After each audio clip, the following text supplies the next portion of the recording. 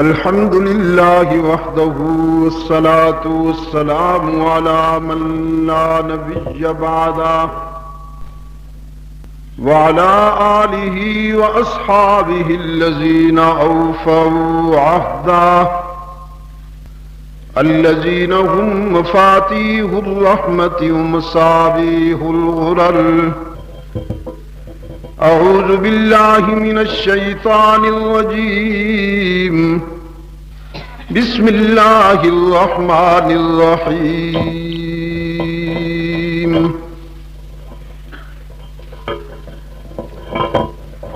وعد الله الذين آمنوا منكم وعملوا الصالحات ليستخلفنهم في الأرض كما استخلف الذين من قبلهم وليمكنن لهم دينهم الذي ارتضى لهم وليبدلنهم من بعد خوفهم أمنا يعبدونني لا يشركون بي شيئا. صدق الله مولانا العظيم وصدق رسوله النبي الأمي الكريم ونحن على ذلك لمن الشاهدين والشاكرين والحمد لله رب العالمين. ارباب علم و دانش، محترم بزرگوں اور عزیز دوستوں، آج 20 جون 1991 ہم یہاں دمتوڑ ایبٹ آباد صوبہ سرحد پاکستان میں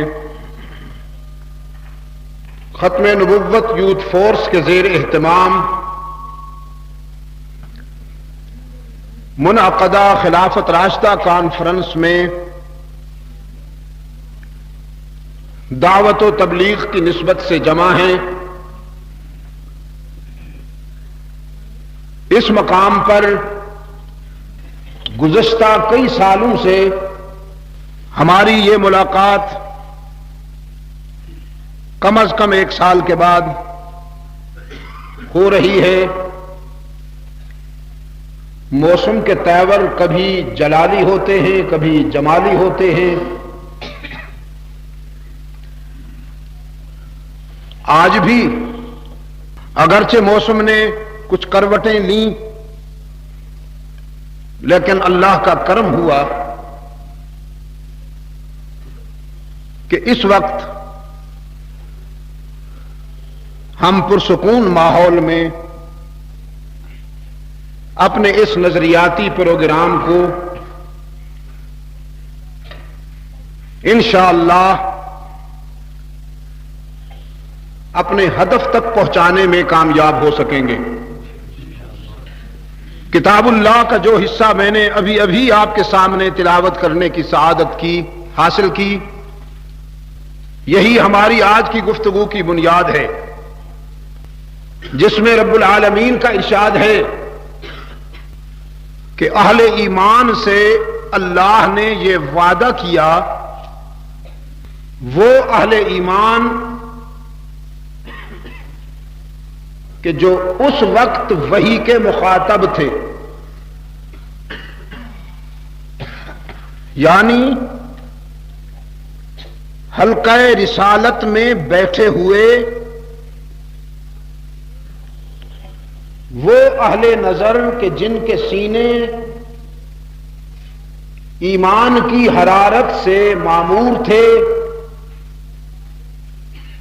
اور جن سے اللہ براہ راست مخاطب ہوا، یعنی حضرات صحابہ کرام رضوان اللہ علیہم اجمعین، ان سے وعدہ کیا اللہ نے کہ ہم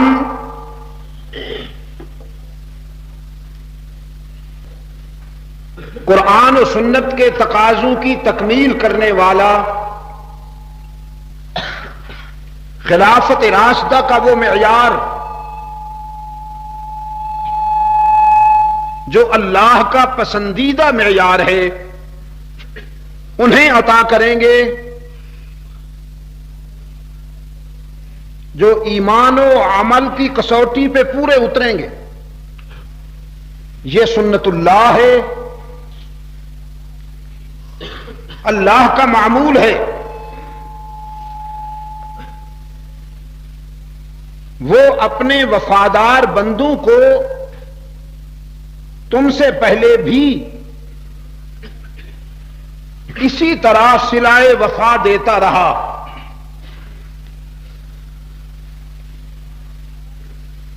اور اللہ کا یہ بھی وعدہ ہے کہ وہ تمہارے دین کو تمکین عطا کرے گا، جو اللہ کا پسندیدہ دین ہے۔ اور اللہ کا یہ بھی وعدہ ہے کہ وہ تمہارے خوف کو امن سے بدل دے گا،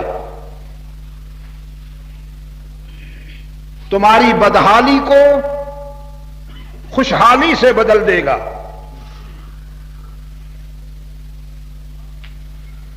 تو وفا کا تقاضا ہے کہ تم بھی عبادت میں اس کے ساتھ کسی اور کو شریک نہیں کرو گے۔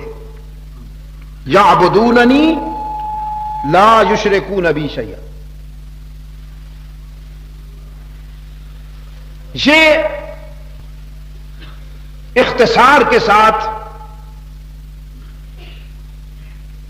تھوڑے سے مفہوم کو بیان کرتے ہوئے میں نے ترجمہ کیا کتاب اللہ کے اس حصے کا جس کی تلاوت و سماعت کی سعادت ہم نے ابھی ابھی حاصل کی۔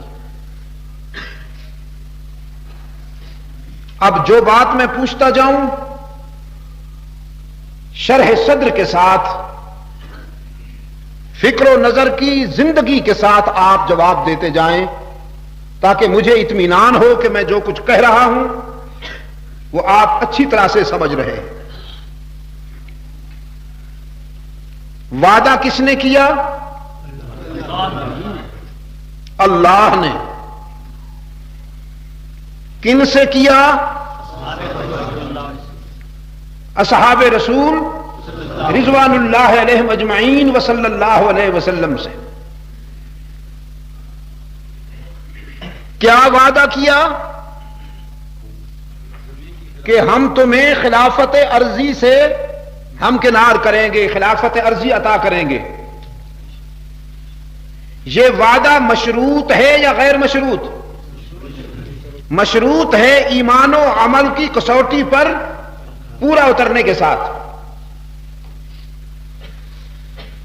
دوسرا کیا وعدہ ہے؟ کہ تمہارے دین کو تمکین ملے گی۔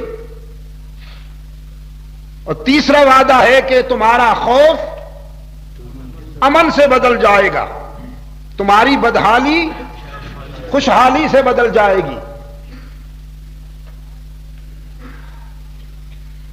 وعدہ کرنے والا اللہ، جن سے وعدہ کیا گیا وہ اصحاب رسول رضوان اللہ علیہم اجمعین وصلی اللہ علیہ وسلم۔ خلافت عرضی، تمکین دین اور امن کی بحالی کے وعدے کیے حق تعالی نے۔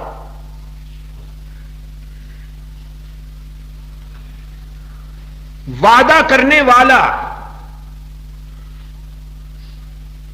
اپنے وعدے کو نبھانے کی صلاحیت اور قدرت رکھتا ہے کہ نہیں؟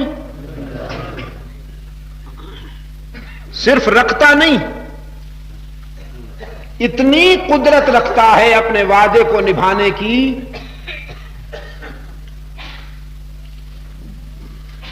کہ کوئی اور اتنی قدرت کا حامل نہیں ہو سکتا.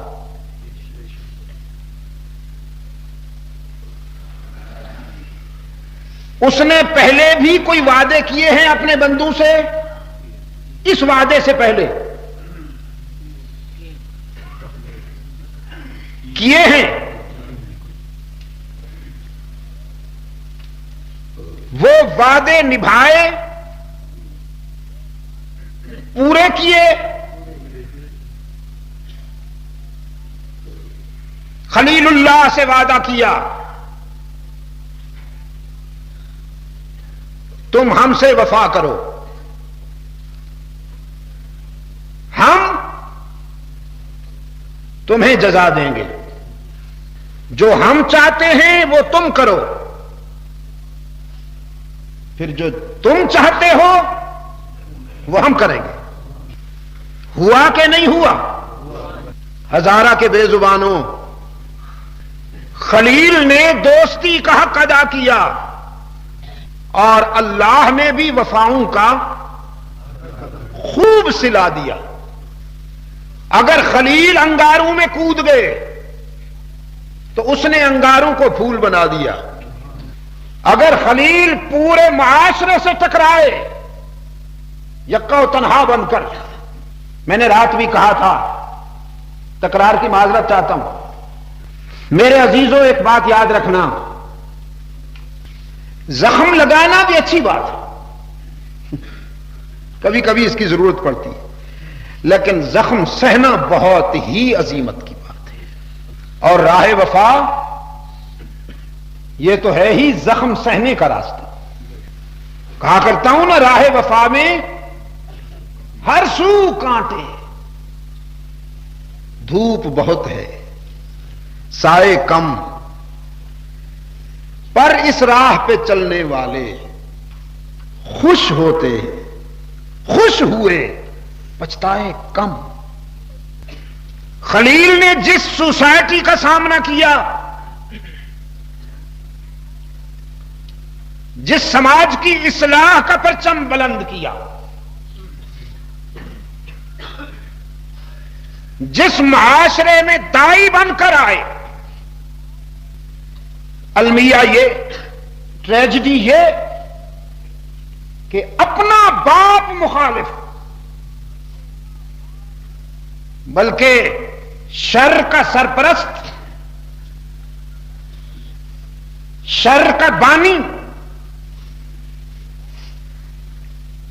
یہ اس کی تخلیق کے کرشمے ہیں. وہ آزر سے ابراہیم کو پیدا کرتا ہے اور نوح سے کنعان کو پیدا کرتا ہے. اسی کو قرآن نے کہا یخرج الحی من المیت ومخرج المیت من الحی. کچھ مفسرین نے کہا کہ مردہ انڈا سے زندہ چوزا نکالتا ہے اور زندہ مرغی سے مردہ انڈا پیدا کرتا ہے. لیکن کچھ اہل نظر نے کہا مشرک سے موحد کو پیدا کرتا ہے اور موحد سے مشرک کو پیدا کرتا ہے. گویا مردہ سے زندہ کو، مردہ مشرک سے زندہ موحد اور زندہ موحد سے مردہ مشرک پیدا ہوتا ہے. یہ ہے یخرج الحی من المیت. اپنا باپ مخالف پایا، سب سے پہلے اسی سے مخاطب ہوئے. فرمایا اذ قال لأبیہ یا ابت لم تعبد ما لا يسمع ولا يبصر ولا يغني عنك شيئا. اذ قال لأبیہ یا ابت لم تعبد ما لا يسمع ولا يبصر. یہ شروع کس طرح ہوئی؟ یہ آیت شروع کس طرح ہوئی؟ فرمایا وَاذْكُرْ فِي الْكِتَابِ إِبْرَاهِيمَ.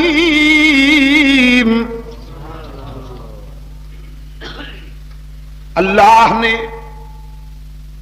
اپنے محبوب فخر رسول ہادی سبل سید ولد آدم رحمت عالم محمد عربی صلی اللہ علیہ وسلم سے فرمایا،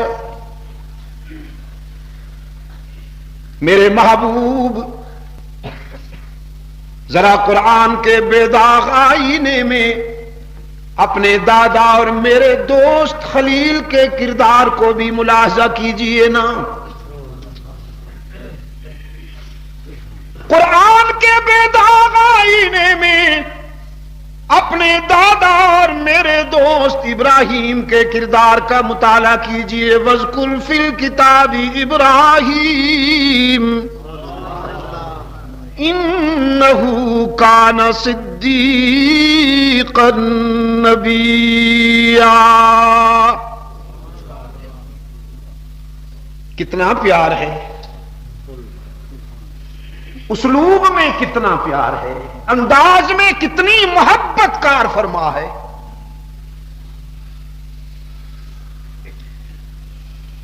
عربی جاننے والے سے پوچھئے، جو عربک گرامر کو جانتے ہیں ان سے پوچھئے کہ اس انداز بیان میں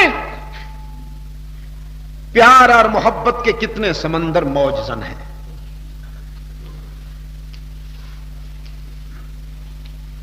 فرمایا وَاذْكُرْ فِي الْكِتَابِ ابراہیم انہ کان صدیقا نبیّا۔ قرآن کے بے داغ آئینے میں ابراہیمی کردار کا مطالعہ کیجئے۔ وہ ہمارا دوست تھا اور مسند نبوت کا تاجدار تھا۔ دعوت و تبلیغ کے راستے میں آیا، سب سے پہلے باپ سے مقابلہ ہوا۔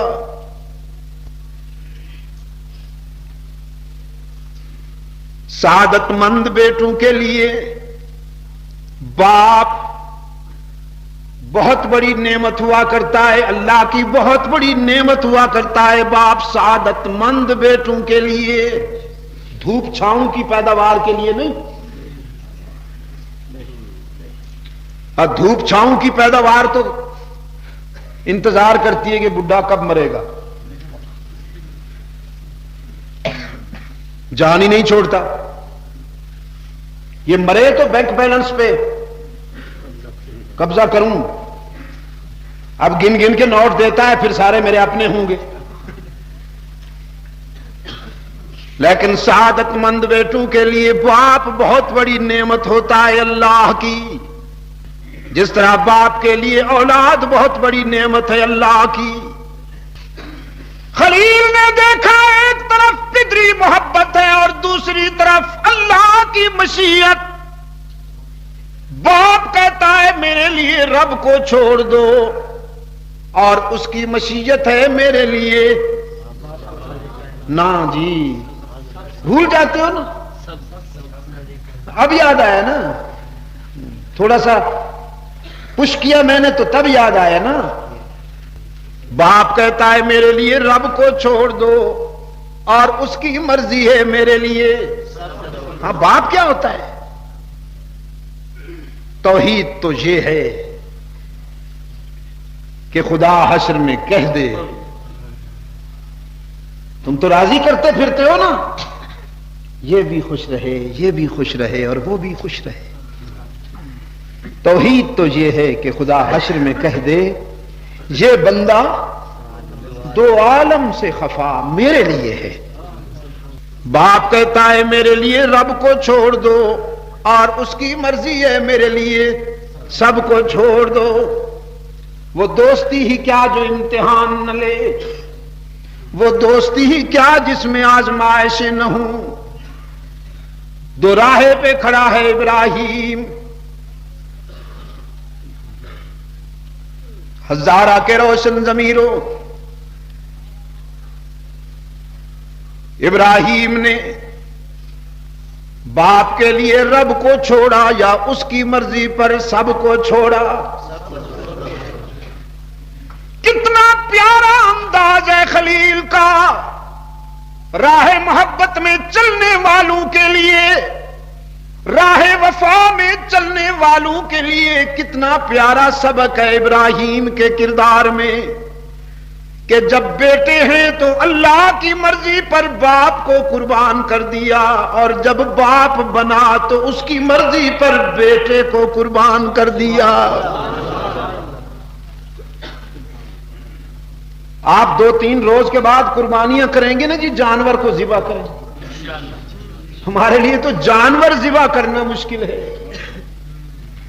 پرسوں ایک دوست میرے پاس آئے، بڑے ذمہ دار ہیں، انتظامیہ کے بڑے ذمہ دار افسر ہیں، کہنے لگے شاہ صاحب اس مرتبہ تو اس قدر جانور مہنگے ہیں کہ ان کی جگہ خود قربان ہونے کو جی چاہتا ہے۔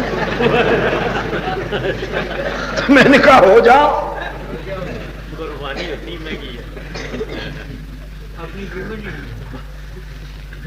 ہمارے لیے جانور ذبح کرنا مشکل ہے، سستا ڈھونڈتے پھرتے ہیں، کوئی مریل سا ہڈیوں کا ڈھانچہ سستا سا مل جائے، بس قربانی جائز ہو، زیادہ پیسے نہ خرچ ہوں۔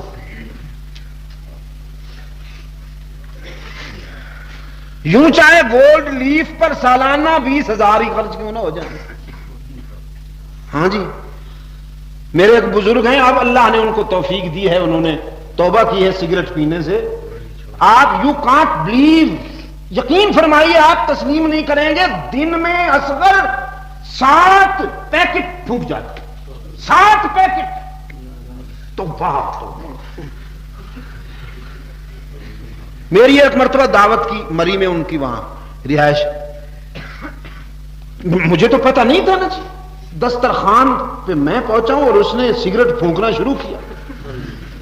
کچھ دیر تک تو میں نے تھوڑا سا صبر کیا کہ شاید اس کو خیال آ جائے گا، تم بھی آئے ہوئے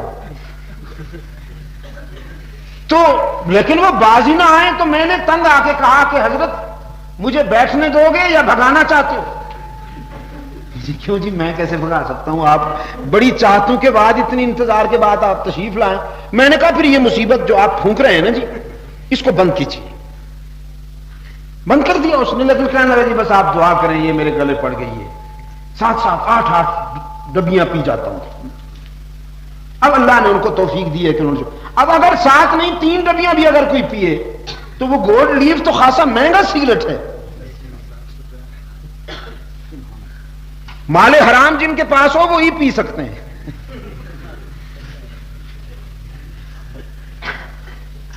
جی ہاں، حلال کے رزق والے جو ہیں ان کے بس کی بات نہیں ہے، ویسے بھی سگریٹ پینا حلال کے رزق والوں کو کہاں پسند آئے گا۔ یہ کمبخت جو مجھے تو اچھے لوگوں نے بتایا جو اس کا کاروبار بھی کرتے ہیں کہ عموماً اس کا جو تمباکو ہوتا ہے نا جی، اس میں گوبر ملایا جاتا ہے ان کا، وہ اس کا اونٹ کے وہ جو مینگنے ہوتے ہیں نا جی، اس کو پیس کے اس کو شامل کیا جاتا ہے۔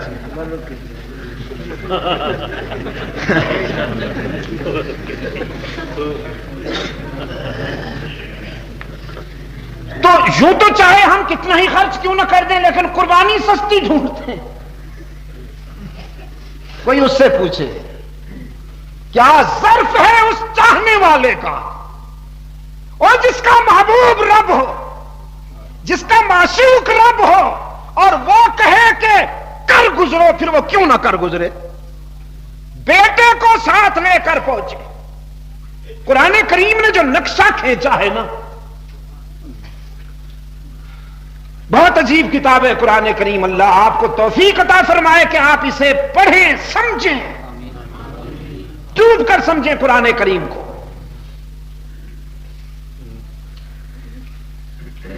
فرمایا فلما اسلما وتلہ للجبین، فلما اسلما وتلہ للجبین، فلما بلغ معه السعي قال يا بني إني أرى في المنام أني أذبحك فانظر ماذا ترى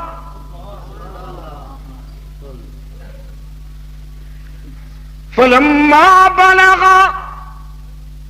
معه السعي، عشق و محبت کے مرحلوں سے گزرنے والا عاشق صادق، وفاؤں کا پیکر ابراہیم، جس نے اللہ کی مرضی پر سب سے پہلے جان پیش کی، پھر اس کی مرضی پر وطن چھوڑ دیا، پھر اس کی مرضی پر برادری اور خاندان کی قربانی دی، پھر اس کی مرضی پر اپنی بیوی اور اپنے بچے کو ویرانے میں بٹھا دیا، آج اس کی مرضی پر اپنے لخت جگر کو لائے ہیں ویرانے میں۔ وہ لخت جگر جس کی طلب میں راتوں کو اتنا روتے تھے کہ داڑھی آنسو سے تر ہو جاتی تھی، گریبان آنسو سے تر ہو جاتا تھا، اس لخت جگر کو لائے ہیں منزل عشق پر، منزل عشق پر اس لخت جگر کو لائے ہیں جسے آنسو کی برسات میں رو رو کے اللہ سے مانگا اور پھر جدائی کی ضربیں سہیں۔ کئی سال جدائی کی ضربیں سہنے کے بعد اس لخت جگر کو لائے ہیں منزل عشق پر، فرماتے ہیں یا بنیا انی ارا فی المنام انی اذبحک، پیارے بیٹے خواب دیکھا ہے میں نے۔ ابا جان کیا خواب دیکھا ہے؟ کہ میں آپ کے سینے پہ لیٹا ہوا ہوں، آپ میرا بوسہ لے رہے ہیں، میرا ماتھا چوم رہے ہیں۔ کیا خواب دیکھا ہے آپ نے؟ کہ میں آپ کے کندھوں پہ بیٹھا ہوں۔ فرمایا نہیں بیٹا، یہ خواب تو دیکھے جاتے ہیں، لیکن میں نے وہ خواب دیکھا ہے کہ شاید انسانی تاریخ میں کسی اور نے نہ دیکھا ہو۔ خنجر میرا ہے، گلا تیرا ہے، اور حکم رب العالمین کا ہے۔ فانظر ماذا تری، اپنی کتاب دل سے میرے اس خواب کی تعبیر بتائیے نا۔ قرآن کہتا ہے قال یا ابتی افعل ما تؤمر ستجدنی انشاء اللہ من الصابرین۔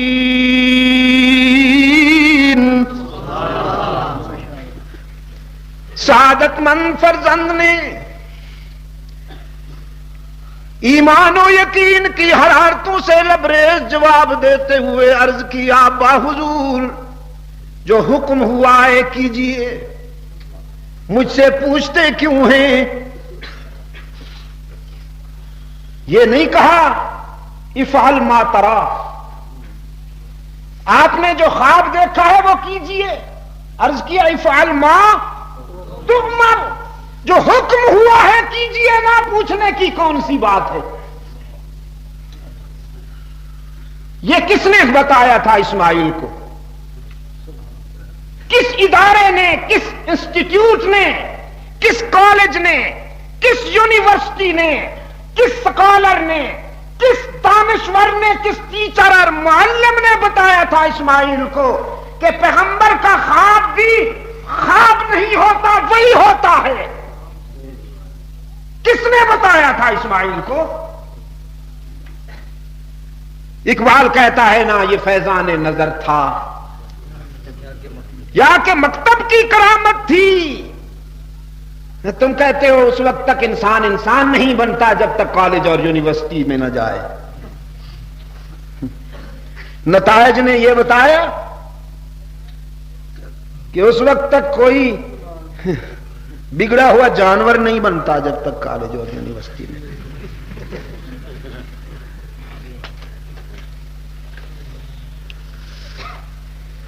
اکبر کہتا ہے نا تھے کیک کے خیال میں سو روٹی بھی گئی، چاہی تھی شے بڑی سو چھوٹی بھی گئی، وائز کی نصیحت تو نہ مانی، آخر پتلون کی تاک میں لنگوٹی بھی گئی۔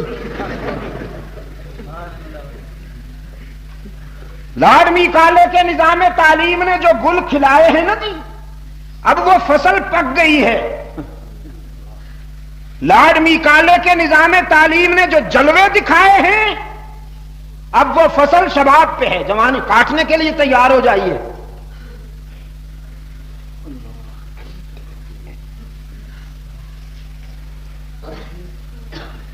فرمایا یہ فیضان نظر تھا یا کہ مکتب کی کرامت تھی، یہ فیضان نظر تھا یا کہ مکتب کی کرامت تھی، سکھائے کس نے اسماعیل کو آداب فرزندی، عرض کیا یا ابتی افعل ما تؤمر، جو حکم ہوا ہے کیجئے نا، پوچھنے کی کون سی بات ہے۔ روشن ضمیر باپ وفاؤں کا پیکر، منزل عشق کا سچا مسافر، سیدنا ابراہیم نے خنجر نکال کے دکھا دیا، میں تو تیار ہو کے آیا ہوں بیٹے، تیری کم سنی سے ڈرتا ہوں، لڑکا ہے نا تو۔ اسماعیل نے بھی سینہ تان کر جواب دیا، آپ تو اللہ کے رسول ہیں، لیکن میری رگوں میں بھی تو آپ کا خون دوڑتا ہے، ستجدنی انشاء اللہ، یہ ہے اصل گر کی بات۔ ستجدنی انشاء اللہ من الصابرین، انشاءاللہ آپ اپنے بیٹے کو بھی صبر و استقامت کا پہاڑ پائیں گے۔ قرآن کہتا ہے دونوں تیار ہو گئے، فلما اسلما وَتَلَّهُ لِلْجَبِينِ، بلکہ یہ تجویز بھی سعادت مند فرزند نے پیش کی کہ دونوں نگاہوں کا ملاپ بڑا نازک ہے، جب باپ بیٹے کی نظر ملتی ہے تو عجیب امپریشن بنتا ہے، عجیب تاثر بنتا ہے، کہیں اس ملاپ میں امتثال امر الہی میں کوئی نقاہت نہ آ جائے۔ آپ اپنی آنکھوں پہ پٹی باندھ دیجئے، میں اپنی جبین زمین پہ رکھ دیتا ہوں، آپ کی نظر میں بھی وہ بس جائے اور میری نظر میں بھی وہ بس جائے۔ دونوں تیار ہو گئے، خلیل خنجر چلانے کے لیے اور اسماعیل گردن کٹوانے کے لیے، دونوں تیار ہو گئے ہیں، روشن ضمیر باپ اور روشن ضمیر بیٹا، دونوں نے فیصلہ کر لیا اور اس نے بھی فیصلہ کر لیا کہ گلا تو کٹے گا مگر یہ نہیں، گلا نہیں کٹوانا، اصل میں تو یہ ثابت کرنا ہے، نوریوں کو بتانا ہے، جنہوں نے آبجیکشن کیا تھا تجعل فیہا من یفسد فیہا، انہیں بتانا ہے کہ انسانی نقطہ نظر سے اس سے زیادہ محبوب تعلق کوئی نہیں ہو سکتا، انسانی احساسات اور جذبات میں اس سے زیادہ حساس ملاپ کوئی نہیں ہو سکتا، تو جو میرے ہوتے ہیں وہ اس ملاپ کو بھی قربان کر دیتے ہیں، جو مجھ سے وفا کرنے والے ہوتے ہیں وہ اس رشتے کو بھی قربان کر دیتے ہیں، انہیں یہ بتانا تھا بس۔ چنانچہ خنجر چل گیا، گردن کٹ گئی، اسماعیل کی نہیں۔ قرآن پاک نے فرمایا وَفَدَيْنَاهُ بِذِبْحٍ عَظِيمٍ، اسماعیل کی جگہ ایک جانور ذبح ہو گیا، دمبا ذبح ہو گیا، اس کا گلا کٹنے کے نتیجے میں گرم گرم خون خلیل کے ہاتھوں پہ آیا۔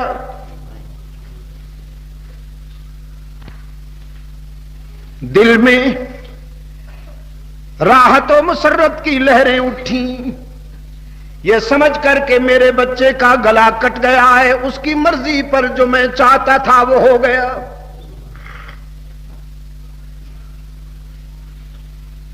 قرآن پاک نے فرمایا نادیناہ ان یا ابراہیم، ہاتھوں پہ خون آیا، اوپر سے فون آیا، پکارا رب العالمین نے، قد صدقت الرؤیا، آپ نے اپنے خواب کو سچا کر کے دکھا دیا، اپنے رویا کے معیار پر پورے اترے ہیں، مبارک ہو ابراہیم۔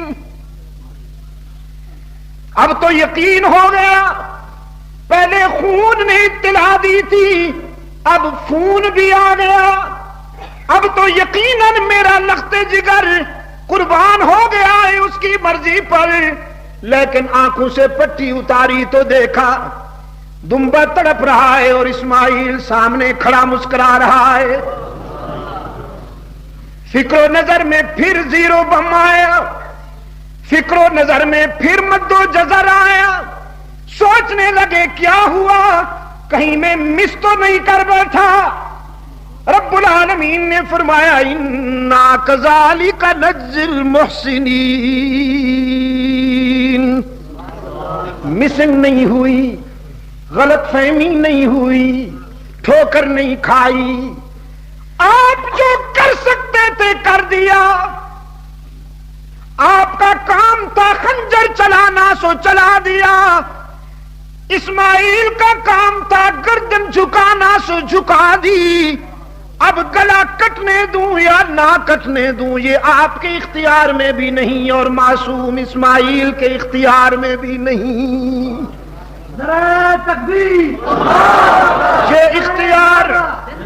یہ اختیار صرف میرے پاس ہے، میں جو چاہوں وہی کرتا ہوں،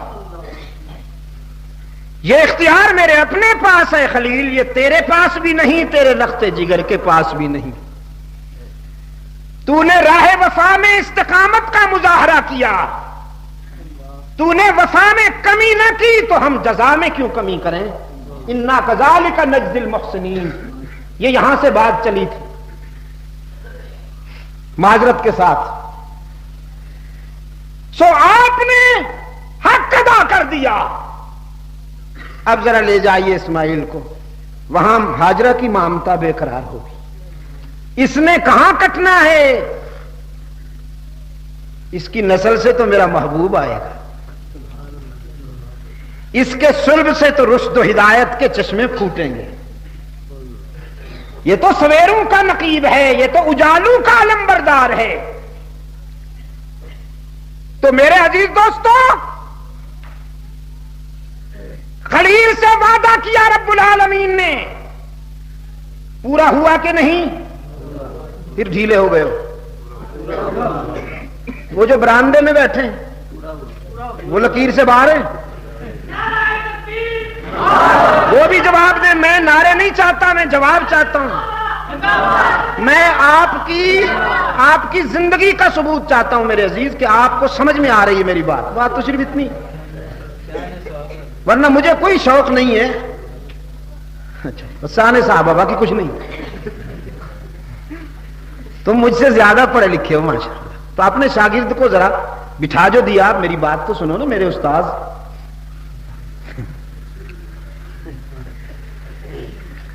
تو میرے عزیز دوستوں،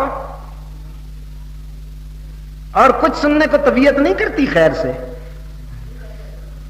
توحید کی بھی چھٹی، ختم نبوت کی بھی چھٹی، اب صرف شان صحابہ، اور ماشاءاللہ شان صحابہ تو عملی زندگی میں جھلک رہی ہے۔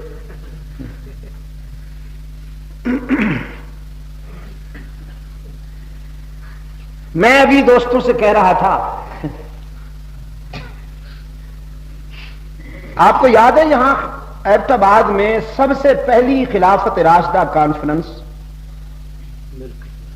مجلس تحفظ حقوق اہل سنت و جماعت کے زیر اہتمام ہوئی تھی آپ کے جناب پارک، جی ہاں، district town hall council hall میں، جی حضرت مفتی صاحب رحمۃ اللہ علیہ کو بھی ہم لائے تھے، یاد ہے؟ باہر ہونا تھا اس کانفرنس نے، بارش ہو گئی تھی تو پھر ہم نے کونسل ہال میں اس کو ارینج کیا تھا۔ وہ ایبٹ آباد کی تاریخ میں پہلی خلافت راشدہ کانفرنس تھی، اور ناران میں ہم نے سب سے پہلی خلافت راشدہ کانفرنس، اسی طرح پر انگلینڈ میں سب سے پہلی خلافت راشدہ کانفرنس 79 میں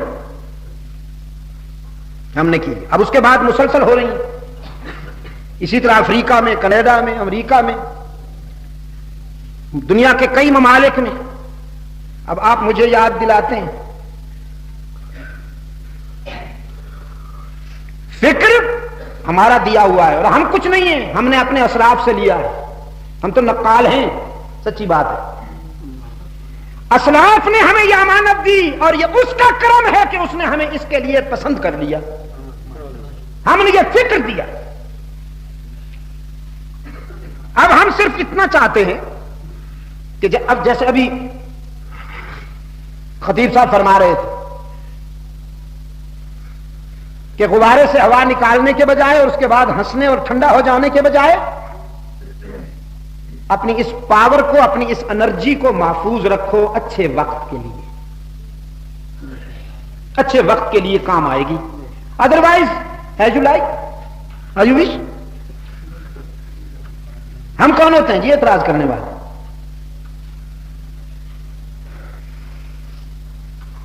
میں اس بات کو پسند نہیں کرتا کہ میں اپنے نوجوانوں سے نعرے لگواؤں، وہ گولیاں مارے اور پھر ہم اپنے جلسوں میں بس قراردادیں پاس کرتے ہیں اور ہاتھ کھڑے کیے جائیں۔ قرارداد منظور ہے؟ جی منظور ہے، کیا فرق پڑ جائے گا اس سے؟ اخبار میں بیان آتا ہے یہ ہو جائے ورنہ نتائج کی ذمہ داری انتظامیہ پہ۔ انتظامیہ والے پڑھتے ہیں اور ہنستے ہیں کہ یہ مولویوں میں دھمکیاں دیتے ہیں۔ کیا نتائج کی ذمہ داری؟ کیا کر لیں گے ہمارا؟ کیا کر لیا تم نے پہلے بھی؟ تمہیں پتا ہے جو پہلے مقتول ہوئے ان کے قاتلوں کی ضمانتیں ہو گئی ہیں، پتا ہے تمہیں؟ ذرا جا کے پوچھو اپنے لیڈروں سے۔ اور اس مرحوم نے موت سے پہلے جن قاتلوں کا نام لیا تھا ان کو گرفتار کرنا تو کہاں، ان کو حکومت میں شامل کیا گیا، وہ مشیر بنی پھرتی ہے۔ کیا بگاڑ لیا تم نے اس کا؟ پوچھا تم نے اپنے لیڈروں سے؟ زندہ باد، مردہ آباد اور ٹرد آباد۔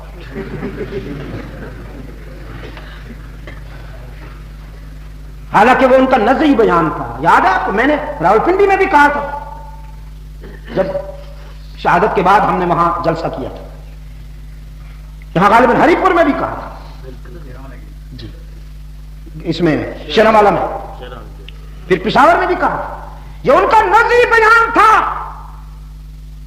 کہ اگر مجھ پہ حملہ ہوا تو فلاں فلاں فلاں فلاں ذمہ دار ہے، کیوں نہیں انہیں گرفتار کیا؟ اور اگر نہیں کیا گیا تو لیڈروں سے کہو تم نے کیوں گرفتاریاں پیش نہیں کی؟ یہ کھیل دل کے لینے کے جو کھیلتے ہیں، آپ مجھ سے نہ کھیلیے، کسی ناداں سے کھیلیے، اور منہ نہ کھلواؤ، کھری بات نکل جائے گی۔ مرا دردیست اندر دل، ابھی تو بہت کچھ سینے میں محفوظ ہے۔ میں اس بات کو پسند نہیں کرتا کہ وہ گولیاں مارتے جائیں اور ہم بس قراردادیں پاس کرتے رہیں۔ یہ منظور ہے؟ جی ہاں منظور ہے، نعرہ تکبیر۔ بڑے اچھے لگتے ہو، بڑے اچھے لگتے ہو۔ ان کو چھین رہے ہیں اور ان کو شکار کر رہے ہیں، اور یہاں بس صرف نعرہ بازی ہو رہی ہے۔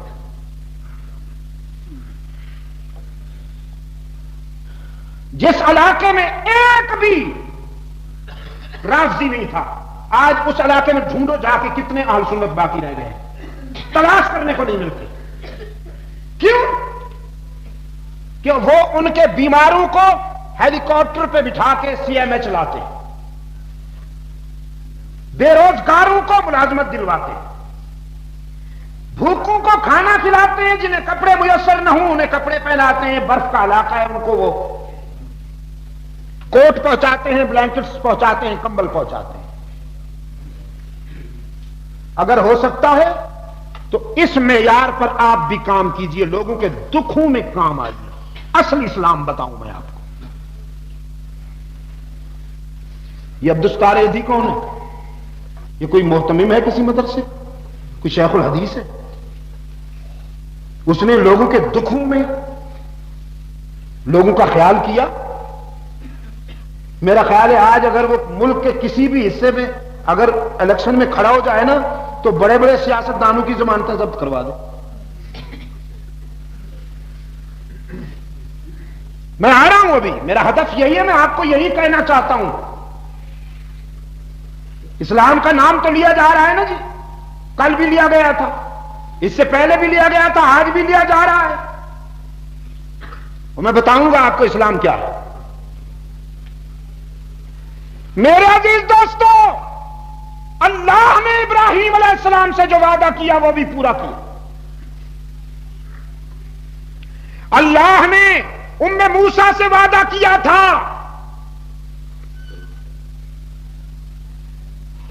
فرمایا اوحینا الی ام موسیٰ ان ارضی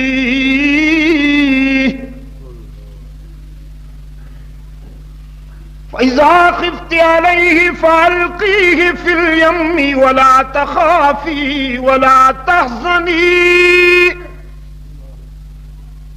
إِنَّا رَادُّوهُ إِلَيْكِ وَجَاعِلُوهُ مِنَ الْمُرْسَلِينَ.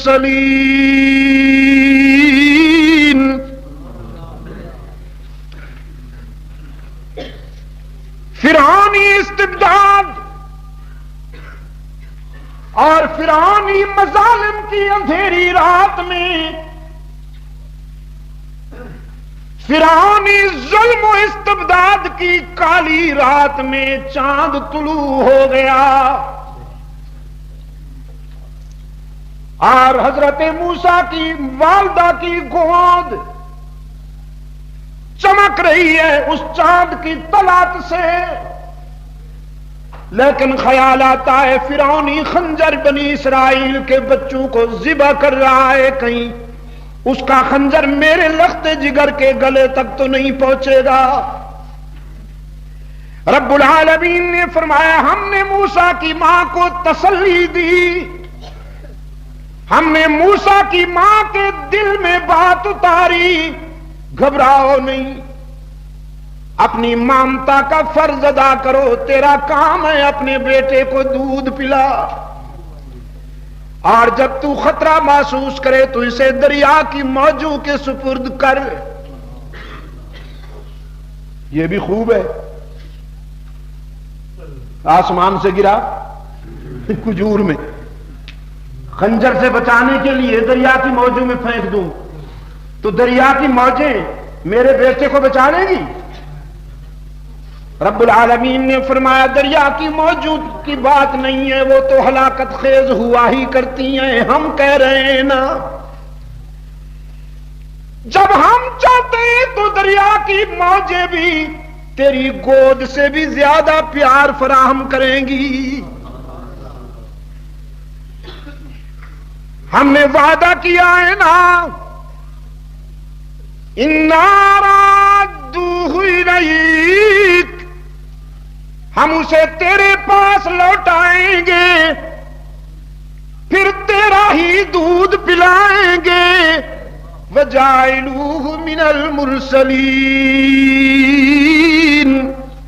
اور یہ بھی سن کہ ہم اس کے سر پہ رسالت کا تاج بھی سجائیں گے. اللہ نے وعدہ کیا، پورا ہوا کہ نہیں؟ ہزارہ والوں پھر ڈھیلے ہو گئے ہو نا. اللہ نے وعدہ پورا کیا کہ نہیں؟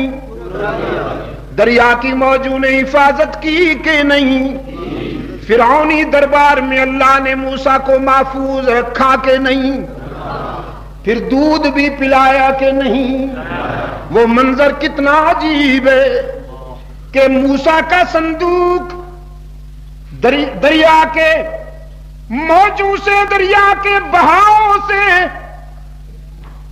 فرعون کے حوض میں آیا. کیا کہوں اسے؟ Swimming pool. وہ تو نہیں آپ کے چھوٹے چھوٹے فرعونوں کے بھی ہوتے ہیں نا جو سوئمنگ پول. تو بڑے فرعون کا بڑا سوئمنگ پول تھا، نہانے کا تالاب. جی اس کا نظام یوں تھا کہ اس تالاب میں ادھر سے دریا کا پانی داخل ہوتا تھا، ادھر سے نکل جاتا تھا. تازہ پانی، اس میں سرکولیشن کنٹینیوز رہتی تھی. ادھر سے پانی آیا، ادھر سے نکل گیا. حضرت کلیم کا صندوق اسی حوض میں داخل تو ہوا لیکن نکلا نہیں، چکر لگا رہا ہے. فرعون کو اطلاع ہوئی صندوق آیا ہوا ہے تیرے حوض میں. اور یہ جو فرعون ہوتے ہیں نا جی، فرعون ہونے کے باوجود سیر نہیں ہوتے، ہوس رہتی ہے اور بھی مل جائے، کچھ اور بھی مل جائے. اس نے سوچا شاید کہیں دریا کٹاؤ کر رہا ہوگا تو کوئی دفینہ، کوئی اس میں ہیرے ہوں گے، جواہرات ہوں گے، کوئی سونا ہوگا. وہ گرا اور پانی میں بہتا ہوا میرے حوض میں آ گیا. تو کہنے لگا کوئی اور ہاتھ مت لگائے، پروٹوکول کے خلاف ہے.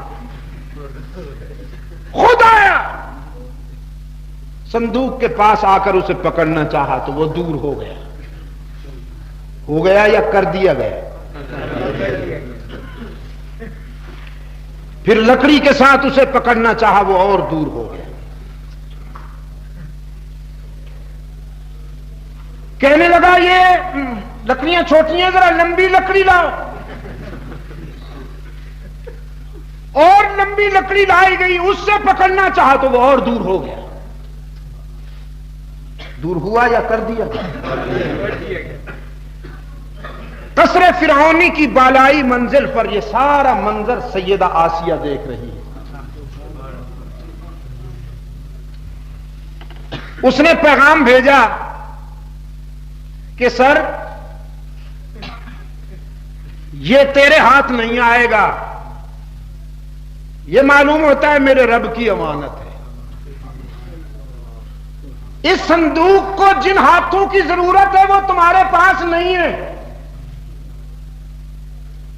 تم ہٹ جاؤ تو پھر میں آتی ہوں. اب اسے تو صندوق چاہیے تھا نا جی. کوئی بھی پکڑ کے دے دے، میرے ہاتھ میں نہیں آتا تو کوئی اور پکڑ کے دے دے. کہنے لگا ہٹ جاؤ. سب کو وہاں سے ہٹا دیا گیا اور سیدہ آسیہ آئی، اس نے صندوق پکڑا، ہاتھ بڑھائے، لپک کے صندوق آ گیا.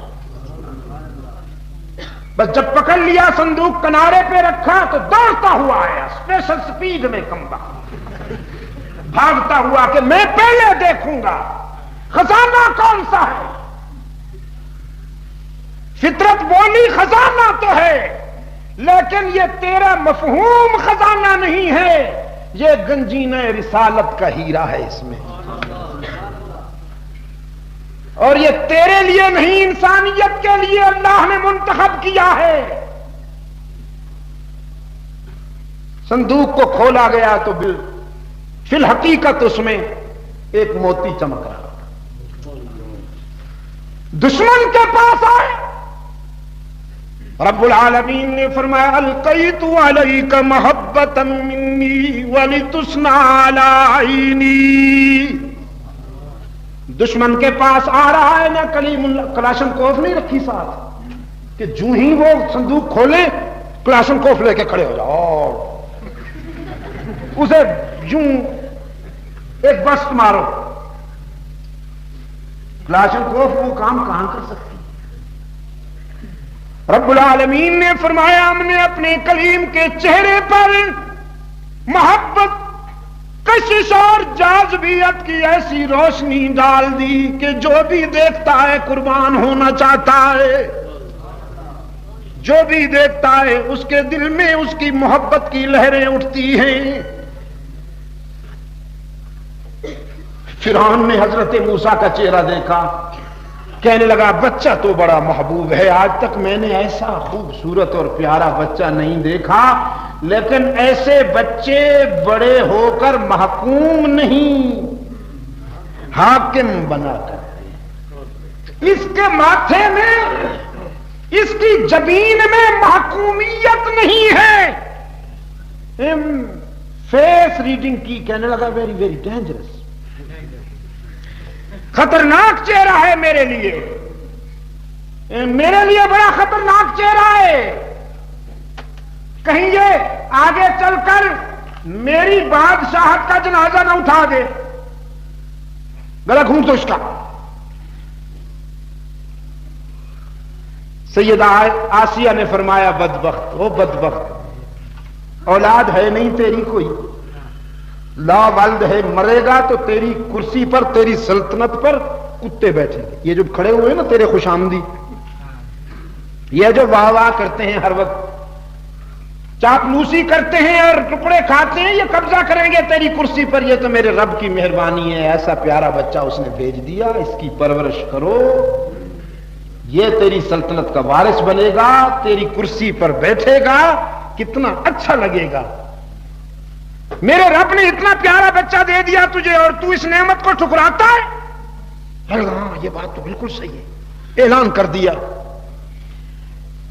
دائیاں جمع کی جائیں سلطنت سے اور میرے بیٹے کو دودھ پلانے والیوں کا اہتمام کیا جائے. دائیاں جمع ہوئی, ہر دائی نہا کے دھو کے آئی, اچھے کپڑے پہن کر آئی, معطر ہو کے آئی, لیکن حضرت موسیٰ کو اٹھا کے دودھ پلانے کے لیے چوں ہی وہ کوشش کرتی ہے کلیم اللہ منہ پھیر لیتے ہیں. سب دائیاں ناکام ہو گئیں اور حضرت موسیٰ کسی کا دودھ قبول نہیں کرتے, جو بھی اٹھاتی ہے منہ پھیر لیتے ہیں. اور فرعون کہتا ہے ہٹ جا, گندی ہے تو, بدبو آ رہی ہوگی. دوسری آتی ہے کانپتی ہوئی لرزتی ہوئی کہ معلوم نہیں میرا کیا حشر ہوتا ہے, وہ اٹھاتی ہے تو کلیم منہ پھیر لیتے ہیں. جب سب دائیوں نے منہ کالا کر لیا اور حضرت موسیٰ نے کسی کا دودھ قبول نہیں کیا, بہن ساتھ کھڑی ہے, وہ جو ساتھ آئی تھی جب دریا میں ڈالا تھا تو ساتھ ساتھ چلی تھی. فرمایا هل ادلکم علی من یکفل, اگر میری بات مانو تو میں ایک خاتون کا پتہ بتاتی ہوں, مجھے یقین ہے کہ اس کا دودھ ضرور قبول کر لے گا. اگرچہ ایک بچی کے منہ سے بات نکلی تھی لیکن بات ضرورت کی تھی. فرعون نے مان لی, پولیس کو بھیجا, جاؤ اس خاتون کو پکڑ کے لاؤ میرے دربار میں. فرعونی پولیس نے آ کر ام موسیٰ سے کہا آؤ, ہمارا خدا بلاتا ہے, خدا کا حکم ہے کہ اس کے دربار میں حاضری دو. ام موسیٰ نے کہا تمہارا خدا مجھے اپنے دربار میں بلاتا ہے اور میرے معبود نے وعدہ کیا ہے انا رادوہ الیک, انا رادوک الیہ نہیں کہ ہم تجھے اس تک لے جائیں گے, میرے رب نے کہا ہے ہم اسے تیرے پاس لے آئیں گے. تو مجھے اپنے رب کے وعدے پر یقین ہے. نظام کائنات درہم برہم ہو سکتا ہے لیکن میرے رب کا وعدہ غلط نہیں ہو سکتا. جاؤ اور اپنے خدا سے کہہ دو میں اتنی سستی نہیں ہوں کہ تو بلائے اور تیرے دربار میں چلی آؤ. میں کوئی بازار کی جنس ہوں کہ لالچ کے انعام کے لالچ میں بھی تیرے دربار میں پہنچوں. میرا دوپٹہ اس کی امانت ہے کہ میں نبی کی ماں ہوں, مجھے گھر سے باہر نہیں قدم رکھنا ہے. فرعون کے ایجنٹ دوڑتے ہوئے آئے, کہنے لگے خدا کی بات نہیں مانتی, ریزہ ریزہ کر دی جائے گی. آ کے بتایا فرعون کو جی بڑی مغرور ہے, وہ تو کسی کی بات ہی نہیں سنتی, اس نے آپ کے حکم کی نافرمانی کی ہے, وہ کہتی ہے میں گھر سے باہر نہیں آ سکتی. اس نے کہا پھر اسے قتل کر دو نا, چھوڑ کیوں دیا اسے. سیدہ آسیہ نے فرمایا آج تو تیرا دماغ چل گیا ہے, ضرورت تجھے ہے, بیٹا تیرا دودھ نہیں پیتا, اسے کیا, اللہ نے اسے کوئی نعمت دی ہے جبھی تو وہ ناز کر رہی ہے. اگر بے وزن ہوتی تو ان کی طرح وہ بھی آ جاتی انعام کے لالچ میں. اللہ نے اسے کوئی جوہر دیا ہے جبھی تو وہ یہ ناز کر رہی ہے. اپنا بیٹا بھیج دو, اگر دودھ پی لے تو اس کے سارے ناز سر آنکھوں پر، اور اگر تیرا بچہ دودھ نہ پیے تو کہہ دو اپنے پولیس والوں سے کہ اس کا سر کاٹ کے لائیں۔ کہنے لگا یہ بات ٹھیک کہی تو۔ یہ جو فرعون ہوتے ہیں گزارا اسی طرح چلتا ہے ان کا، کبھی ادھر کی بات سنی تو اس پر، کبھی ادھر کی بات سنی تو اس پر، مخ معافی۔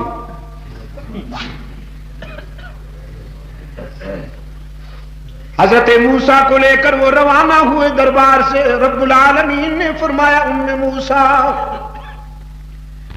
میرا پہلا وعدہ سچا ہونے کے لیے آ رہا ہے، تیار ہو جا اس کا استقبال کرنے کے لیے۔ میں نے کہا تھا نا کہ اسے تیرے پاس لاؤں گا اور تیرا ہی دودھ پلاؤں گا۔ اپنے گھر کے دروازے پر حضرت موسیٰ کو لیا اور لیتے ہی موسیٰ علیہ السلام نے دودھ پینا شروع کر دیا۔ اللہ نے ام موسیٰ سے جو وعدہ کیا تھا پورا ہوا کہ نہیں؟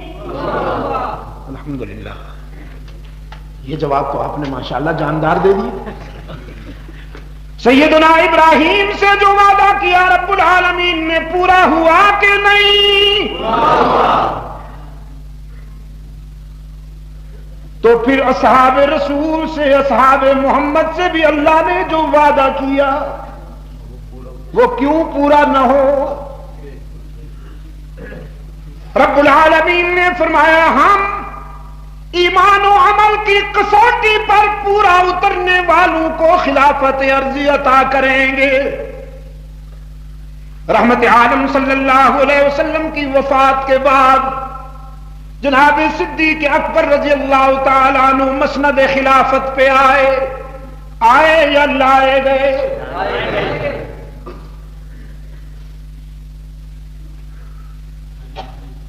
رحمت عالم صلی اللہ علیہ وسلم کی علالت کے آخری ایام میں جب امت اپنے قائد کی علالت میں غم زدہ ہے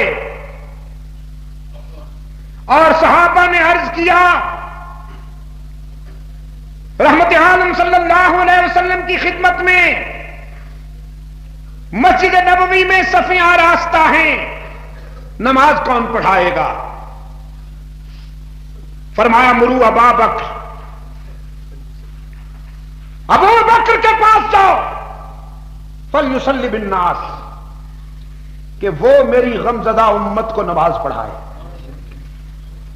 اور اسلام میں یہ جو امام ہوتا ہے نا جی، یہ صرف نماز ہی کا امام نہیں ہوتا، دنیا کے ہر معاملے میں وہ امام ہوتا ہے۔ یہ تو انگریز نے جراثیم چھوڑے ہیں نا جی، کہ امام کو حقیر سی چیز بنا دیا کہ کرسی پر ٹائی اور پتلون والے بیٹھے ہیں یا گنجے بیٹھے ہیں اور مولوی صاحب آج پڑھائیں گے جی،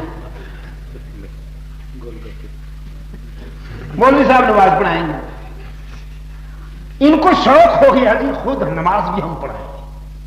ہمارے ایک آنجا ہانی صاحب نے نماز پڑھائی تھی نا جی، تو پہلی رکعت میں انہوں نے قل اعوذ برب الناس پڑھا اور دوسری رکعت میں قل هو اللہ احد پڑھا۔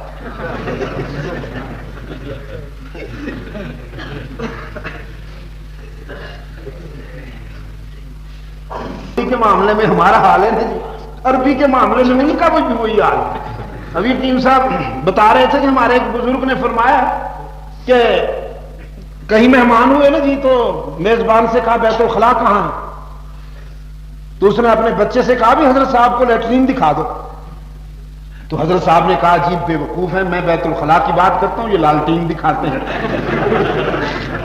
لالٹین کی کیا ضرورت؟ یہ لیٹرین کو انہوں نے لالٹین سمجھا، جس طرح ہمارا حال ہے نا جی انگلش کے معاملہ میں۔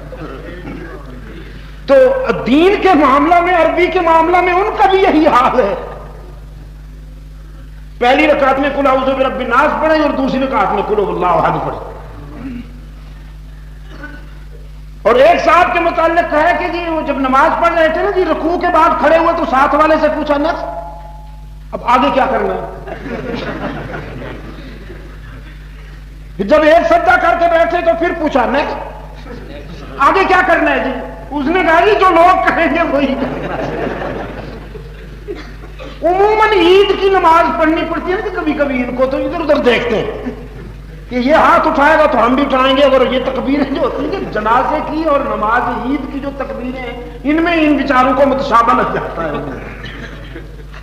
پھر دائیں بائیں دیکھتے ہیں کہ ساتھ والا اگر ہاتھ اٹھائے تو ہم بھی اٹھائیں گے، اور وہ نہیں اٹھائے گا تو ہم، اب اگر ساتھ والا بھی اجہل ہو جاہل ہو اسے بھی پتہ نہ ہو تو پھر ہم بھی ڈوبے ہیں صنم تجھ کو بھی لے ڈوبے۔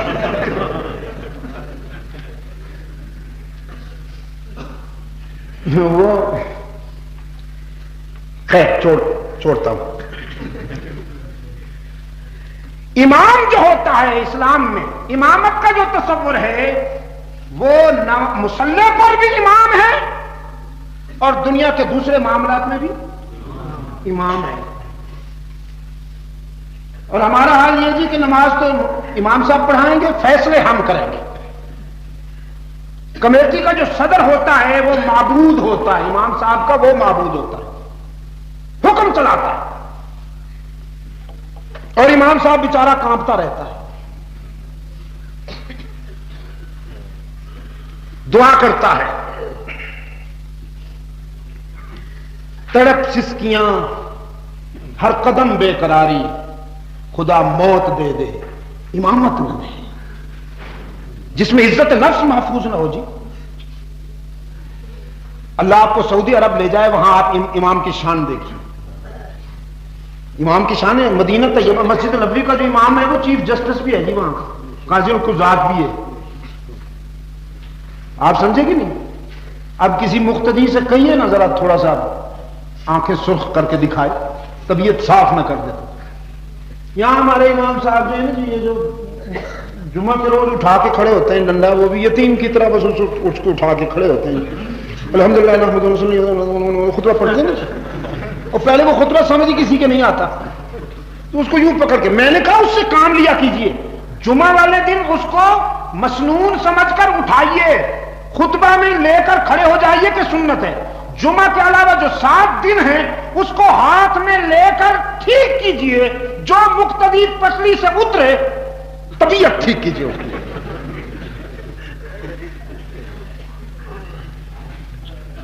نماز میں جو امام ہے وہ زندگی کے ہر شعبے میں امام ہے۔ جس طرح ہم نماز میں کسی کو امام بناتے ہیں، جب وہ رکوع میں جاتا ہے تو ہم بھی جاتے ہیں، جب وہ سجدے میں جاتا ہے تو ہم سب اس کی اتباع کرتے ہیں۔ حکم یہ ہے کہ اس سے پہلے جو شخص سجدے میں چلا گیا، حدیث میں اتنی بڑی وعید آئی ہے کہ حشر کے دن وہ اس طرح اٹھایا جائے گا کہ اس کا چہرہ گدھے کا ہو، جو اپنے امام سے پہلے سجدے میں چلا جائے۔ اور امام صاحب، اف یو ڈونٹ فیل، آپ کی خدمت میں بھی گزارش ہے کہ رکوع اور سجدے کے درمیان جب آپ کھڑے ہوتے ہیں نا جی، سمع اللہ لمن حمدہ، تو ذرا تھوڑا سا مارجن ہونا چاہیے، وقفہ فرمایا کیجئے۔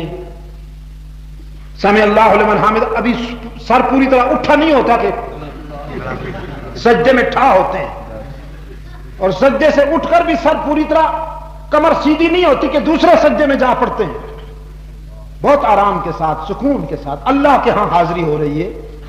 آپ نے جب رکوع کیا تو رکوع کے بعد جب آپ کھڑے ہوئے سجدے میں جانے سے پہلے اتنی دیر قیام کیجئے جتنی دیر آپ نے رکوع میں لگائی تھی۔ پھر جب ایک سجدہ کر کے آپ اٹھے ہیں تو دوسرے سجدے میں جانے سے پہلے اتنی دیر ٹھہریے جتنا آپ نے سجدے میں تسبیحات میں دیر لگائی تھی۔ امام صاحب کو بھی چاہیے اور مقتدی حضرات بھی جو انفرادی نماز پڑھتے ہیں انہیں بھی چاہیے کہ نماز کو سکون سے ادا کیجئے، مرغے کی طرح دانے نہ چگا کیجئے۔ رحمت عالم صلی اللہ علیہ وسلم نے جب فرمایا ابو بکر کے پاس جاؤ وہ میری امت کو نماز پڑھائیں، تو اس کے معنی یہ تھے کہ اب اس امت کی قیادت، اب اس امت کی سیادت اور امامت کا فریضہ ابو بکر کو سونپتا ہوں۔ اب میرا جانشین صدیق اکبر بنے گا۔ جس طرح امت نے میری اتباع کر کے اللہ کو راضی کیا ہے، اللہ اور اس کے رسول کو راضی کرنے کے لیے یہ بھی ضروری ہے کہ میرے جانشین ابو بکر کی اتباع کی جائے۔ نعرہ تکبیر، صداقت صدیق، رسالت فاروق، حیاء عثمان، ذات علی، ریاست امیر معاویہ۔ جزاک اللہ۔ موقع پر اگر آپ بولیں تو مجھے بہت پیارے لگتے ہیں، اللہ آپ کو حسن ذوق عطا کرے نا جی، آپ موقع پہ بولا کریں، لیکن آپ نے ٹھیک جواب نہیں دیا، ڈھیلا جواب دیا۔ کچھ ٹھنڈ ہوئی پڑی ہے شاید آج ایبٹ آباد میں، سنا کہ اولے وولے بھی برسے، ہاں جو اولے وولے برسے حکیم صاحب میں نے سنا۔ تو میں یہ عرض کر رہا تھا کہ صدیقہ کائنات سیدہ عائشہ رضی اللہ تعالی عنہا عرض کرتی ہیں اللہ کے رسول آپ جانتے ہیں میرے باپ کو، جب وہ آپ کو مصلی پہ نہیں دیکھیں گے تو وہ دل کہاں سے لائیں گے کہ آپ کے مصلی پر کھڑے ہو کے نماز پڑھیں؟ آپ کسی مضبوط دل والے کو یہ کہیں کہ وہ آپ کے مصلی پہ کھڑے ہو کے نماز پڑھیں۔ پتہ ہے اس موقع پر رحمت عالم صلی اللہ علیہ وسلم نے کیا فرمایا؟ فرمایا چپ رہو تم یوسف والیاں ہو، چپ رہو۔ سیدہ عائشہ صدیقہ رضی اللہ تعالی عنہا کو چپ کروائے، پھر صحابہ سے مخاطب ہو کے فرمایا مرو ابا بکر، سنتے کیا ہو؟ جاؤ میرے یار غار کے پاس، ابو بکر کے پاس جاؤ اور ان سے کہو وہ میری امت کو نماز پڑھائیں۔ نبی کا لہجہ کہہ رہا تھا، نبی کا انداز بیان کہہ رہا تھا کہ یہ حکم میرا نہیں رب العالمین کا ہے، یہ حکم فرض سے نہیں ہو رہا، عرض سے ہو رہا ہے۔ چنانچہ صدیق اکبر رضی اللہ تعالی عنہ ارشاد کی تعمیل کرتے ہوئے، ارشاد رسول کی تعمیل کرتے ہوئے مصلی پر آئے ہیں۔ اب رحمت عالم صلی اللہ علیہ وسلم نے سامنے سے منظر دیکھا کہ مصلی پہ ابو بکر آیا ہے اور امت مقتدی بن کر کھڑی ہے، تو فرمایا میرا بھی جی چاہتا ہے کہ میں بھی چلوں۔ نعرہ تکبیر، مصطفیٰ کا ہم سفر، مصطفیٰ کا ہم سفر۔ اور فرمایا میرا بھی جی چاہتا ہے کہ میں چلوں۔ ایک ہاتھ حضرت عباس ابن عبد المطلب ہاشمی کے کندھے پر، دوسرا ہاتھ سیدنا علی ابن ابی طالب ہاشمی کے کندھے پر۔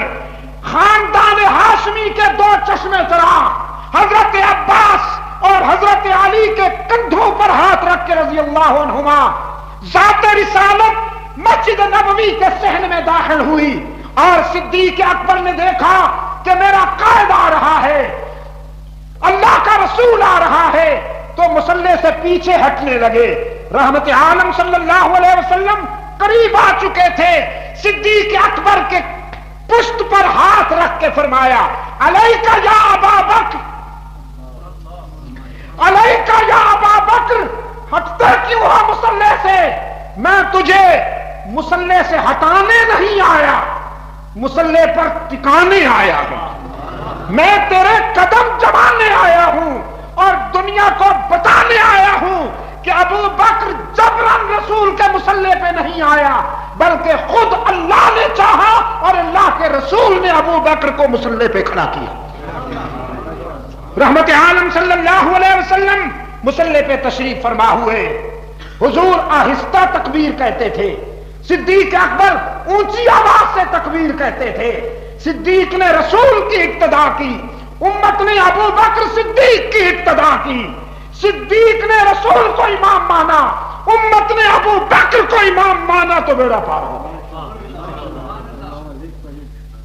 اور رحمت عالم صلی اللہ علیہ وسلم کی مبارک زندگی میں 17 نمازیں صدیق اکبر نے پڑھائی، 17 نمازیں صدیق اکبر نے اس امت کو پڑھائی ہیں۔ اب میرے دوست، اگر جنہیں بات سمجھ میں نہیں آ رہی، کچھ وہ ہوتے ہیں جن کی نیت میں فطور ہے، ان کا علاج میرے پاس نہیں۔ جن کی نیت میں فطور ہو، جو ازل کے مارے ہوئے ہوں، پیغمبر کا خطاب بھی ان کی تقدیر نہیں بدل سکتا، نبی کی تقریر بھی اگر سننے والا ابو جہل ہو تو اس کی تقدیر نہیں بدل سکتا، پیغمبر کا واز بھی اگر سننے والا کنعان ہو تو اس کی تقدیر نہیں بدل سکتا. لیکن کچھ وہ لوگ جو غلط فہمی میں مبتلا ہیں میں ان سے مخاطب ہوں. صدیق اکبر رضی اللہ تعالیٰ عنہ مسند خلافت پہ آئے. رافضی کہتا ہے جبرن آئے. اسلام کی منشا نہیں تھی, اللہ اور اس کا رسول نہیں چاہتا تھا, وہ جبرن آ گئے. اور اللہ نے وعدہ کیا ہوا ہے کہ میں خلافت اس کو دوں گا جو میرے معیار پہ پورا اترے گا. ابو بکر آ گیا. ابو بکر مسند خلافت پہ آ گیا. رافضی کہتا ہے اللہ کی مرضی نہیں تھی, رسول کی مرضی نہیں تھی, جبرن آ گیا. تو اب اس کے کیا معنی ہوئے کہ اللہ کا بس بھی نہیں چلا. یہ تو کوئی شک نہیں میرا بیٹا, میرے عزیز, اس میں تو کوئی شک نہیں, لیکن ذرا تھوڑا سا صبر کے ساتھ, ضبط کے ساتھ. میرے استاد محترم ذرا ٹھہر.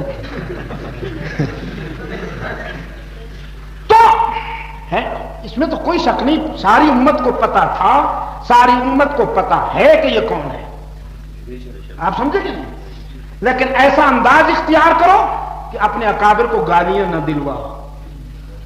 بہت غلط ری ایکشن ہو رہا ہے, دیواروں پہ غلط باتیں لکھی جا رہی ہیں, ہمارا سر شرم سے جھک جاتا ہے.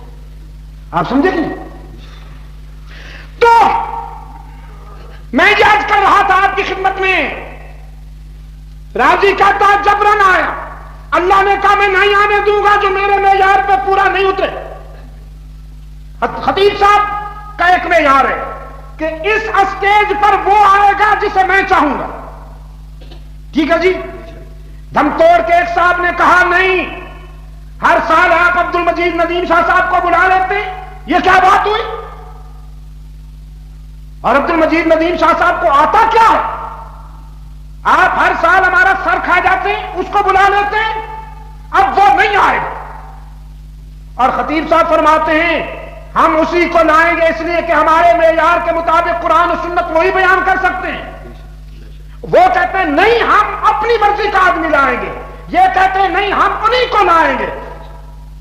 اگر وہ شخص اپنی مرضی کا کوئی آدمی لے آتا ہے تو اس کا مطلب یہ ہے کہ خطیب صاحب کا بس نہیں چلا نا, میں نہیں آ سکا, کوئی اور آ گیا, ان کا بس نہیں چلا. اگر ان کا بس چلتا تو کسی اور کو نہ آنے دیتے. اب جس نے یہ کہا کہ اللہ اور اس کے رسول کی مرضی کے خلاف مسند خلافت پر ابو بکر نے قبضہ کر لیا, وہ ابو بکر کو جابر ثابت کرنے سے پہلے خدا کو کمزور ثابت کر رہا ہے. وہ اللہ کو ضعیف اور ناتوان ثابت کر رہا ہے کہ اللہ کا بس بھی نہیں چلا, رسول کا بس بھی نہیں چلا, ابو بکر جبرن آ گیا. اور کمپلیکس دیکھیے, کمپلیکس دیکھیے, کہتے ہیں خلافت بھی جبرن چھین لی, روزے میں بھی جبرن گھس گئے. حالانکہ موت کے بعد کسی کا جبر نہیں چلتا, موت کے بعد زندہ رہنے والوں کی مرضی ہے, وہ جہاں چاہیں دفن. یہاں کوئی سردار کوئی خان ایسا نہیں گزرا ہوگا میرے خیال میں کہ مرنے کے بعد وہ اٹھ بیٹھا ہو, کفن پھاڑ کے اٹھ بیٹھا ہو کہ مجھے اس قبرستان میں کیوں دفن کرتے ہو, یہاں تو غریب سوئے ہوئے, میں تو اس قبرستان میں سوؤں گا جہاں پر مجھے نہیں ملک غلام محمد صاحب گورا قبرستان میں سوئے ہوئے. نعرہ تکبیر, یہ نعرہ تکبیر کی جگہ گورا قبرستان میں سوئے ہوئے ہو. ہم ایک دن گزر رہے تھے جی عائشہ باوانی اسکول کے قریب سے کراچی میں, دوستوں نے مجھ سے کہا کہ یہاں ملک صاحب کی قبر ہے. ناراض نہ ہونا جی ملک صاحب, ملک صاحب نہیں آج اس دور میں برادری ازم کی عجیب وبا ہے. اب برادری کا آدمی ہونا چاہیے چاہے ابو جہلی کیوں نہ ہو, اور اگر برادری کا نہیں ہے تو چاہے ابو بکری کیوں نہ ہو, پسند نہیں. انا للہ و انا الیہ راجعون. بالکل یہی ہے جی, ساری ایک ہی برادری ہے, ہم سب حضرت آدم کی اولاد ہے. مجھے ایک صاحب نے کہا جی آپ دعا کیا کیجیے, میں نے کہا آپ بھی میرے لیے دعا کیا کیجیے. کہ جی نہیں آپ آل نبی ہیں، آپ نے، میں نے کہا آپ بھی آل نبی ہیں؟ یہ میں تو آل نبی نہیں ہوں۔ میں نے کہا کیوں، آپ ابلیس کی اولاد ہیں؟ حضرت آدم کی اگر اولاد ہیں تو پھر حضرت آدم نبی تھے، آپ بھی آل نبی ہیں، میں بھی، اگر آپ یہی کہتے ہیں آپ کا حسن ظن ہے تو پھر ہم سب آل نبی ہیں، آپ ہمارے لیے دعا کریں، ہم آپ کے لیے دعا کریں۔ تو ملک صاحب کو یہاں دیکھ لیجئے، انہوں نے کہا، میں نے کہا جی کون سے ملک صاحب؟ کہ جی غلام محمد جنرل صاحب ہمارے پہلے، وہ نام جی نا، پہلے نہیں، دوسرے بلکہ تیسرے گولے، وہاں گیا جی میں، گورا قبرستان میں پڑا ہوا ہے جہاں انگریزوں کی قبر ہے نا جی، اسلامی جمہوریہ پاکستان کا گورنر صاحب، وہاں قبر ہے اس کی۔ میرا خیال یہ تھا کہ کوئی پھول کی پنکھڑیاں ہوں گی، کوئی چلو سوکھے ہوئے پتے ہی پڑے ہوں گے، یقین فرمائیے اتنا موٹا سا کوا بیٹھا تھا، پتہ نہیں اس سائز کا کوا کہاں سے ہے۔ میرا خیال یہ ہے کہ قدرت نے خاص طور پر اس کی قبر پر بٹھانے کے لیے وہ کوا پیدا کیا ہے، بڑا عجیب سائز اس کم وقت کا جی۔ میں نے اس وہاں ادھر انگلینڈ میں تو موٹے موٹے کوے ہوتے ہیں، ان کا سائز بہت بڑا ہوتا ہے، لیکن یہاں اتنا موٹا کوا میں نے پہلی بار دیکھا تھا جو ملک غلام محمد کی قبر پہ بیٹھا ہوا تھا۔ میں نے کہا الجنس مال جنس یمیلو، الجنس مال جمیلو مال جنس، جنس جنس کو ڈھونڈ لیتی ہے۔ دیکھو نا جی، دوست نے اپنے دوست کو ڈھونڈ ہی لیا۔ موت کے بعد کسی کا بس نہیں چلتا ہزارہ کے روشن ضمیروں، زندہ رہنے والوں کی مرضی ہے، وہ جہاں چاہیں اسے دفن کر دیں۔ صدیق اکبر کا انتقال ہوا، حضرت علی رضی اللہ تعالیٰ عنہ زندہ تھے، سیدنا علی نے اپنی مرضی کے مطابق اپنے بھائی، جو اجازت دے ہوتے پنجابی چاک دے، اپنے ویر آئے، اپنے ویر صدیق اکبر نو اپنے قائد دے پہلو چھلا دیتا۔ یہ علی کی مرضی تھی، اور علی کی ذاتی مرضی نہیں، اللہ کی مرضی کی ترجمانی کی سیدنا علی نے۔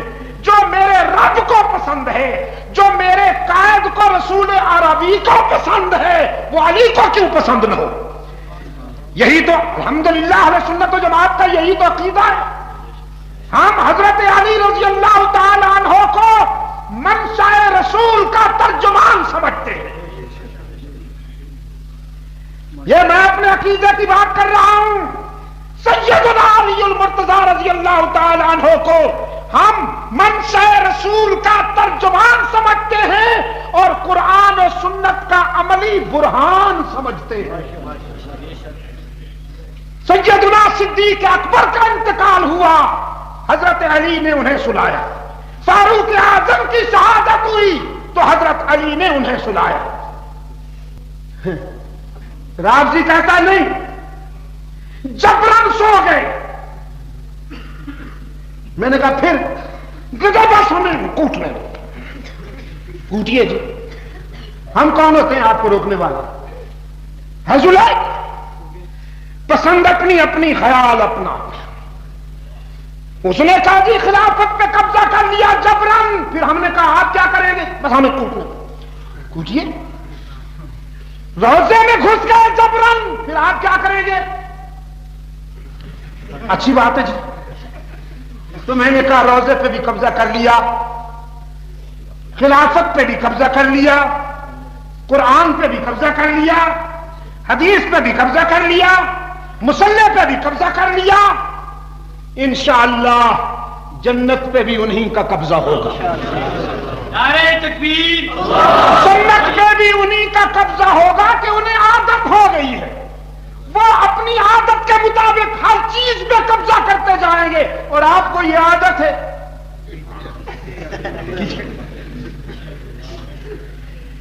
لہذا صدیق اکبر کی خلافت اتفاقی واقعہ نہیں ہے، معہود خلافت ہے۔ صدیق اکبر کی خلافت الفاظ معہود، میم عین ہے واو دال، یعنی اللہ نے جس کا کیا تھا، اللہ نے جس کا وعدہ کیا تھا، اللہ کے وعدے کی تکمیل کا عملی مظاہرہ ہے صدیق اکبر کی خلافت، اللہ کے وعدے کی تکمیل کا عملی مظاہرہ ہے فاروق اعظم کی خلافت، اللہ کے وعدے کی تکمیل کا عملی مظاہرہ ہے عثمان ابن عفان کی خلافت اور سیدنا علی المرتضی رضی اللہ عنہم کی خلافت۔ اس کی دلیل کہ اگر یہ خلافت معہود ہے تو اس کی دلیل قرآن پاک نے فرمایا لَيَسْتَخْلِفَنَّهُمْ فِي الْأَرْضِ كَمَا اسْتَخْلَفَ الَّذِينَ مِن قَبْلِهِمْ وَلَيُمَكِّنَنَّ لَهُمْ دِينَهُمُ الَّذِي ارْتَضَىٰ لَهُمْ وَلَيُبَدِّلَنَّهُم مِّن بَعْدِ خَوْفِهِمْ أَمْنًا۔ صدیق اکبر کی خلافت کے زمانہ میں تمکین دین ہوئی کہ نہیں؟ تمکین دین ہوئی کہ نہیں؟ عصر حاضر کے حکمرانوں، تمہارے مشیر تو بڑے الفاظ ڈھونڈ رہا ہوں، سینئر ہے، بس تمہارے مشیر تو بڑے سینئر ہیں جی، اور تمہاری تقریریں لکھنے والے بھی بڑے ہی ٹیلنٹڈ لوگ ہیں۔ آئی نو بڑے ٹیلنٹڈ لوگ ہیں جو تمہیں تقریریں لکھ کے دیتے ہیں، محاورے بھی بڑے اچھے ہوتے ہیں، جملے بھی بڑے عجیب ہوتے ہیں، ربط بھی بڑا عجیب ہوتا ہے، مضمون بھی اچھا خاصا ہوتا ہے، پھر چہرہ بھی تمہارا اچھا ہے ماشاءاللہ، اچھا ہے ٹی وی پہ اچھا لگتا ہے جی۔ شریعت کا اعلان بھی ہو چکا، اسلام آ چکا، جی ہاں، صرف بہت کچھ آ چکا میرے عزیز، بہت کچھ آ چکا، رشوت بھی موجود، ڈاکے بھی موجود، سود بھی موجود، کڈنیپنگ اغوا بھی موجود، دہشت گردی بھی موجود، بم کے دھماکے بھی موجود، اور مہنگائی کا تو نام و نشان ہی مٹ گیا، مہنگائی کا تو نام و نشان ہی مٹ گیا۔ اسلام آ چکا، اسلام آ چکا، اخبارات کی سرخیاں ہیں جی، جو کام آج تک نہیں ہو سکا تھا وہ اب ہو گیا۔ اسلام آ جائے اور رشوت بھی رہے، شریعت مصطفی کا نفاذ ہو جائے اور سود بھی رہے، رحمت عالم صلی اللہ علیہ وسلم کا نظام بھی آ جائے اور ڈاکے بھی ہوں، اغوا بھی ہوں، دہشت گردی بھی ہو، تخریب بھی ہو، نو مائی ڈیئر، یہ مکھن اور گوبر کو جو مکس اپ کر دیا گیا ہے یہ اسلام نہیں ہے، یہ برطانوی قانون کے تحفظ کے لیے وہی حربے استعمال کیے جا رہے ہیں جو پہلے بھی ہوتے رہے ہیں۔ جب اسلام کی صبح طلوع ہوگی، جب یہاں رحمت للعالمین کی شریعت کو آئینی بالادستی حاصل ہوگی، جب یہاں قرآن و سنت کی خالص ملاوٹ سے پاک حکمرانی آئے گی، تو پھر رشوت، چور بازاری، ڈاکے، اغوا، دہشت گردی، تخریب کاری کے لیے کوئی گنجائش باقی نہیں رہے گی، اور نہ مغرب زدہ بیگمات کی مشاورت کی کوئی گنجائش رہے گی۔ یہ گوبر اور مکھن کو مکس مت کیجیے، اگر آپ کر سکیں پلیز۔ میں نے اس دن کہا، میں نے کہا ہمارا مسئلہ یہ نہیں ہے کہ ہم کفر کا مقابلہ کر رہے ہوں، ہمیں منافقت کا سامنا ہے، خدا کی قسم اگر کفر مقابلے میں ہوتا تو بہت پہلے فیصلہ ہو چکا ہوتا۔ ہمارا المیہ یہ ہے کہ اب دیکھو نا جی، اللہ بخش خدا بخش سے کیسے لڑے، آپ مجھے بتائیں نا جی، اللہ بخش خدا بخش سے کیسے لڑے، مجھے آپ بتائیں۔ غلام مصطفیٰ نبی بخش سے کیسے لڑے؟ اور سی آئی اے کو، دشمن کو ہماری یہ مجبوریاں معلوم ہیں، انہیں پتا ہے کہ مسلمان کو یہ ماؤنٹ بیٹن سے ٹکرا جاتی ہے، یہ رنجیت سنگھ سے ٹکرا جاتی ہے، یہ کفر سے ٹکرا جانے والی قوم ہے، ان کو قابو کرنا ہے تو انہی میں سے، انہی کے نام والے ان پہ مسلط کر دو۔ اور کچھ تبرکات بھی پیدا کر دیے انہوں نے، مذہبی تبرکات، ماشاءاللہ سینے چھپ جاتے ہیں داڑیوں کی بہار سے۔ ہاں جی، مخصوص قسم کے رومال، مخصوص قسم کے سٹائل، تونگ بھی بڑی ہے ان کی، یہ جو درباری جنس ہے نا جی، بڑی بڑی تونگ، جبے زمیں بوس، اور چہرے چمکتے، لوگ کہتے ہیں روحانیت ہے نا جی، نور پہ چمکتا ہے، کہ نور 5 سٹار ہوٹل وچ روزانہ چرغے اڑان، اور 7 سٹار جنہاں دا لنچ ہوئے، ڈنر ہوئے، وہ چہرے تے سرخی تے آئے گی نا جی، خون تے بڑھے گا آخر۔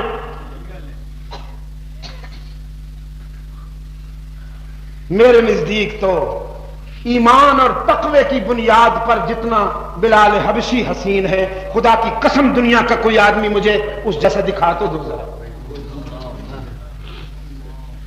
صحابہ کرام رضوان اللہ علیہ مجمعین کائنات کی سب سے بڑی حسین جماعت ہے،